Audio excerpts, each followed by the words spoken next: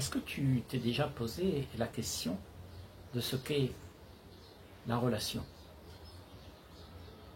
La relation entre moi et le monde, entre toi et moi, entre les objets qui m'entourent.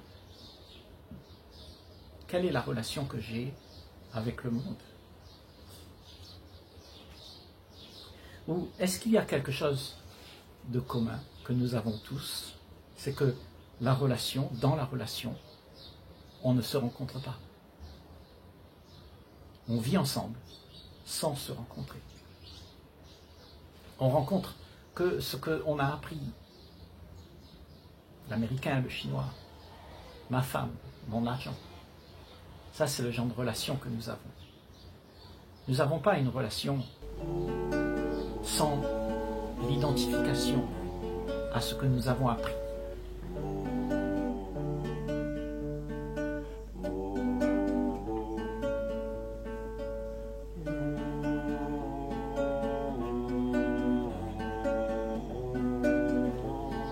Nous regardons les autres, les uns et les autres, comme si nous étions des images qui prônons notre statut. En fait, cette promotion de soi, c'est ce qu'on se rencontre avec. On rencontre l'autre, mais on ne rencontre pas l'autre. On rencontre l'américain, le chinois, le patron, le chef. Mais là, on parle de se rencontrer. Est-ce que nos relations peuvent être autre chose que cela? Parce que ce genre de relation crée chez nous une habitude où chacun se renferme dans son petit monde, où chacun prône midi à sa porte et où chacun s'isole les uns des autres. On n'est pas ouvert. Ce n'est pas une relation ouverte. La relation, elle est fermée parce qu'il n'y a nulle part où entrer. Il y a juste une image, là. Il n'y a pas un vide. Il n'y a pas quelque chose où je peux pénétrer. Parce que cette image représente la souffrance. Et la souffrance se protège de tout. Parce que la plupart d'entre nous, nous souffrons de ne pas être libres. Et comme nous souffrons, nous nous engageons à être dans une petite bulle, à penser nos blessures. Et je ne veux pas être dérangé quand je suis comme ça. Et tu vois, la plupart d'entre nous, nous cherchons quelqu'un qui vienne nous donner un petit peu d'égaiement à la misère dans laquelle on est. Quand tu souffres, tu cherches quelqu'un pour t'aimer. Parce que tu ne sais pas aimer.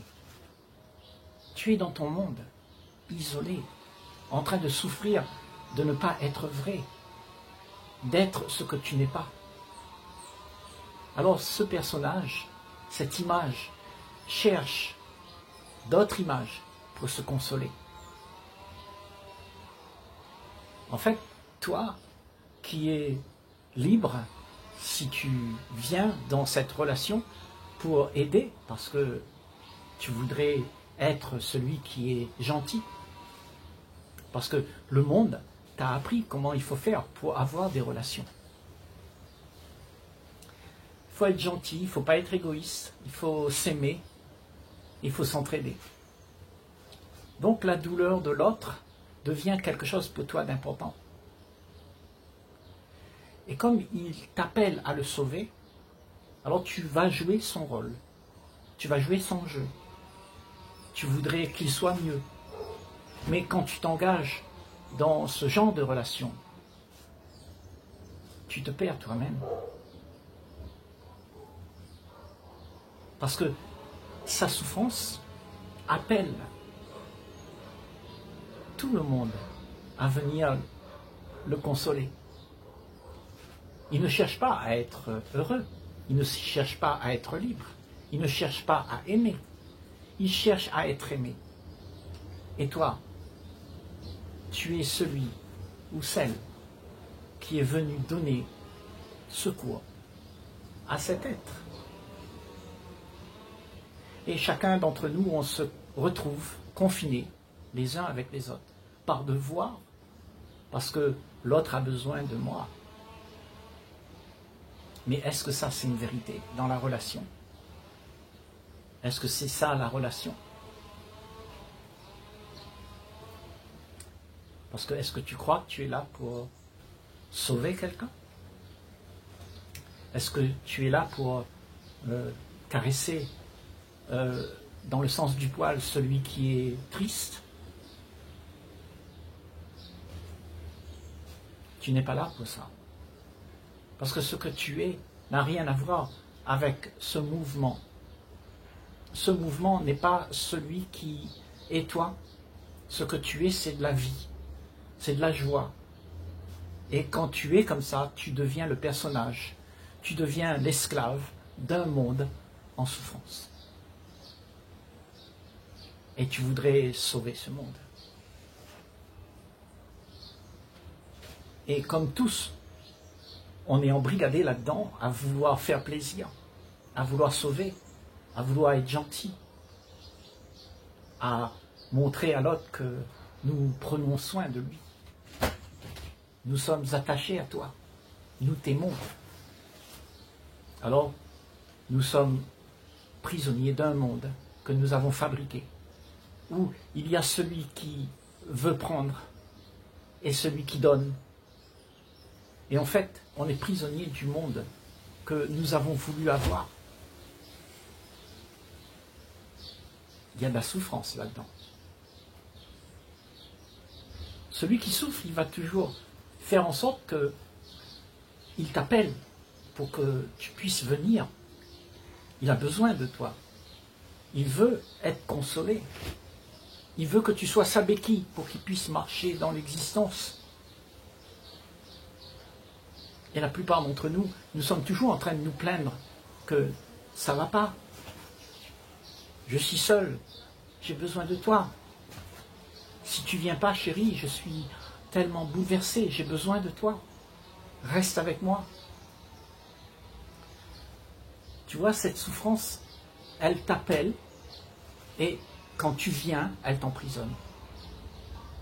Parce que tu as un devoir maintenant.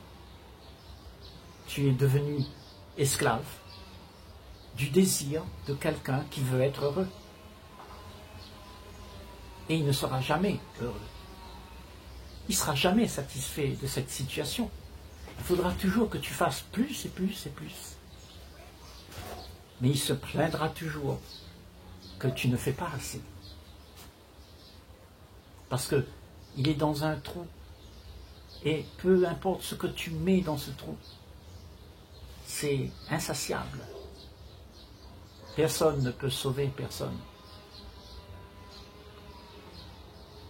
Par contre, ta joie, si tu ne te laisses pas embrigader dans ce genre d'histoire, alors tu es libre.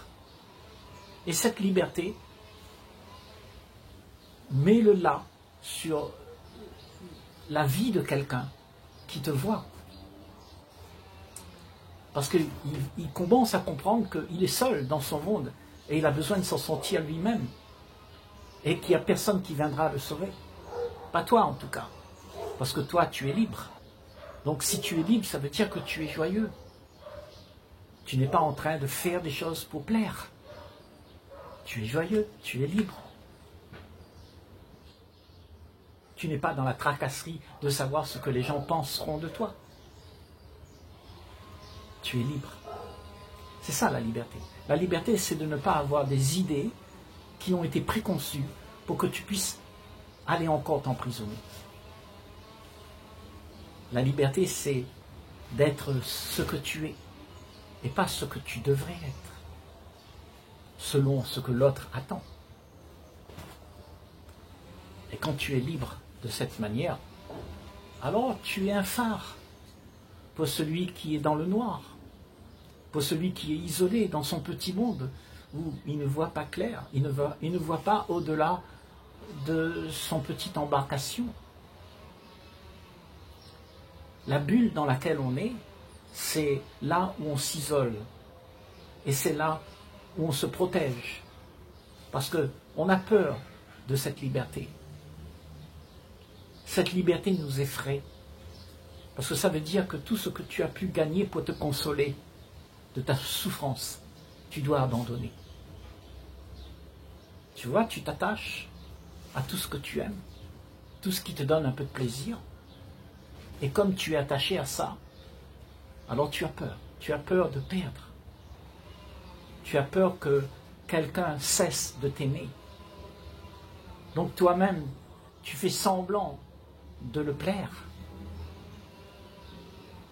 Tu as toujours une petite tape sur le dos pour lui dire « Ah, t'es gentil, tu es mon ami ». Mais en fait, on se raconte tous des histoires. Ça, c'est pas la relation qu'on a besoin d'avoir. C'est une relation mortifère qui ne nous donne pas la joie de vivre. La joie de vivre, c'est de pouvoir rencontrer quelqu'un sans lendemain, gratuitement, sans devoir, sans qu'il faut, juste être là et apprécier ensemble le vent qui passe, apprécier ensemble le coucher du soleil et être joyeux ensemble. Et quand il y a cette joie, c'est le contact qu'on a ensemble. C'est seulement là qu'il y a contact dans la relation. Parce que quand il y a ce contact, il y a communion. Parce que ce que je suis à ce moment-là, l'essence même de moi-même, cette joie que je suis, elle est en contact avec la joie que tu as. Parce que cette joie, elle est universelle. Elle ne fait qu'un. Ce que tu es, ce que je suis, ne fait qu'un. Mais pour laisser cet état émerger, tu dois abandonner toutes tes souffrances. Tu dois sortir de l'isolement. Parce que dans l'isolement, tu cherches à être aimé. Et tu n'exprimes pas cette joie. Et quand cette joie n'est pas là, alors le monde souffre ensemble. Parce que la misère appelle l'autre à la misère. On cherche toujours une épaule où pleurer. Mais quand tu pleures comme ça, toujours, tu finiras par pleurer seul. Mais si tu viens avec ta joie, la joie de vivre, alors le monde rira avec toi. Parce que isolement, ça veut dire déchéance. Ça veut dire que tu n'es pas présent, que tu es absent. Il n'y a pas de contact, il n'y a pas de relation. Et là, la vie n'a pas de sens. Parce que vivre toute une vie dans la misère, à faire plaisir, à s'attacher aux choses, et puis t'apercevoir que tout ce que tu as fait, c'est quelque chose en vain, parce que c'était éphémère, tout part. Tu ne peux pas garder les choses qui te donnent du plaisir. Si tu veux garder les choses qui te rendent joyeux,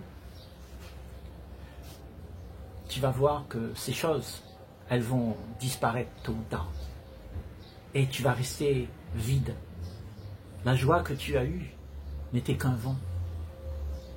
Et là, on ne parle pas d'une joie qui vient et qui part. On parle de ce que tu es. Ce que tu es est l'essence même de l'enthousiasme. Cet enthousiasme qui sort du plus profond de toi, c'est parce que tu es présent. C'est parce qu'il y a quelque chose qui vit là. Ce vivant n'est pas quelque chose qui s'attache aux choses. Pour être cela, il faut que tu sois libre. Parce que quand tu es attaché aux choses, tu n'es plus là, tu n'es plus vivant. Tu es attaché au temps et le temps est figé. Ça se fige. Il n'y a pas de vie dedans. Tout est mort là-dedans. Il n'y a rien de vrai. Tout est faux. C'est pour ça que rencontrer l'autre est important. De rencontrer l'essence même de ce que tu es en face de toi. Parce que, en fait, ce que tu es, c'est ce que l'univers propose. C'est que l'univers utilise l'être que tu es pour pouvoir s'exprimer. L'univers, je veux dire, le tout, le un. C'est-à-dire toi et moi. L'univers, c'est ça. Nous sommes l'univers. Et l'univers n'est pas divisé en quelqu'un. Il y a juste soi. Il n'y a pas toi là-bas et moi ici. Il y a juste tout, nous. Et ça, c'est quelque chose qui ne peut pas être divisé. Donc si je te rencontre, je sais que c'est moi. Si j'ai contact avec toi, je sais que c'est moi. Et à ce moment-là, nous avons une toute autre relation. Une relation d'entente, d'harmonie, où il n'y a pas de rivalité. Parce que la rivalité, c'est parce que chacun regarde midi à sa porte. C'est quand tu as une idée que moi j'ai une autre idée. Il n'y a pas de rencontre. Donc, abandonner toutes ces idées et pouvoir se rencontrer nus,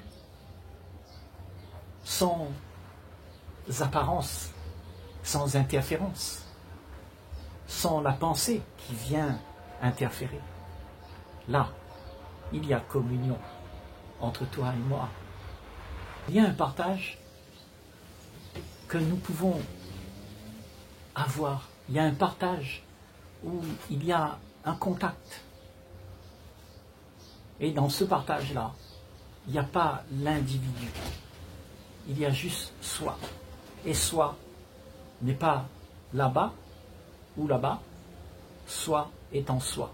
Et en soi, il y a la conscience. Et la conscience n'est pas la tienne ni la mienne. C'est la conscience. Il n'y a qu'une conscience. Et tous, nous sommes dans cette conscience-là. Il n'y a pas quelqu'un. Juste le fait de percevoir autour de toi les choses qui sont là et de les observer sans t'identifier à ces choses-là. Ça veut dire que tu as le regard de la conscience. Tu es conscient de ce qui se passe. Et tu n'inventes pas ce qui n'existe pas. C'est-à-dire, il n'y a pas lui ou elle, il n'y a pas ma femme, mon enfant, il n'y a pas l'américain, il n'y a pas tout ça. Ça, c'est ce qu'on invente. Et quand on invente ça et qu'on vient ensemble pour se rencontrer, ben on ne se rencontre pas. Il n'y a pas de contact. Il y a juste l'image qui vient rencontrer l'image. À ce moment-là, nous sommes vides. Nous sommes des gens qui nous affairons à une vie mondaine et nous trouvons le plaisir dans la comparaison. Mon image est mieux que le tien. Je suis plus fort. Je suis quelqu'un de grand, fort et beau. Et toi, tu es moins beau, moins fort que moi. Donc, tout ça, ça crée de la rivalité. Les images que nous avons créent de la rivalité. Parce que ce n'est pas ce qu'il y a. C'est ce que nous avons inventé pour pouvoir exister à travers l'image qu'on se donne d'avoir. C'est pour ça qu'il est très important de regarder les choses comme elles sont, mais pas comme tu penses. Celui qui pense, c'est pas toi. Celui qui pense, c'est un paquet de mémoires qui déambule dans le temps et que tu t'es identifié à ça. Et l'identification à ça, tu dis ça c'est moi. Mais c'est pas toi, c'est un paquet de mémoires. Ce que tu es, c'est vivant. Il n'y a rien, il y a un vide total. Et à ce moment-là, comme il y a un vide total, il n'y a plus rien entre tout ce qui se passe, c'est-à-dire il y a un silence, il y a un espace vidé de tout ce que la pensée propose, alors il y a un contact direct. Un contact direct entre toi et moi. Il n'y a pas de pensée entre toi et moi. Il n'y a pas ma femme, il n'y a pas toi, il n'y a pas moi, il n'y a pas ce que tu es dans ta culture et tout ça. Il y a juste un silence, un vide entre toi et moi. Le vide de toutes les pensées. Le vide de l'idée, de la comparaison. À ce moment-là, il y a contact. Et ce contact est sacré. Parce que c'est avec ce contact-là que les choses peuvent changer. C'est-à-dire, les relations changent, la vie change, on la vit d'une autre manière. Il n'y a plus de rivalité.